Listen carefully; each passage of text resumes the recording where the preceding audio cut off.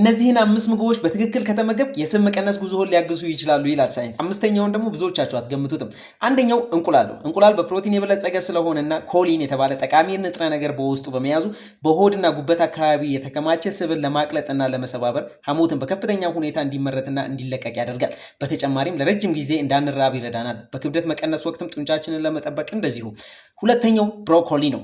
ብሮኮሊ ካሎሪው ዝቅተኛ ሲሆን በፋይበር የበለጸገ ነው። ስለዚህ ብዙ ምግብ ሳንመገብ ሆዳችንን እንዲሞላ እና እንዳንራብ ይረዳል። ዋናው ግን በውስጡ የሚገኘው ክሮሚየም የተባለ ንጥረ ነገር ነው። እሱም ኢንሱሊንን በትክክል እንዲሰራ ይረዳል። በዚህም ሰውነታችን የደም ስኳርን፣ ካርቦሃይድሬትን በትክክል እንዲያስተናግድ ያደርገዋል ማለት ነው። ሶስተኛው ደግሞ ቃሪያ ነው። ቃሪያ ደግሞ ካፕሳይሲን የተባለ ንጥረ ነገር ይዟል።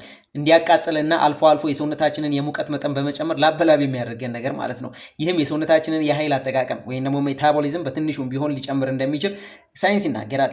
የምግብ ፍላጎትንም ሊቀንስ እንደሚችል ይነገርለታል። ሶስተኛው አሳ በፕሮቲን የበለጸገ ሲሆን በተለይ ደግሞ እንደ ሳርዲን ያሉ የቅባታማ አሳዎች ደግሞ ኦሜጋ 3 ይይዛሉ።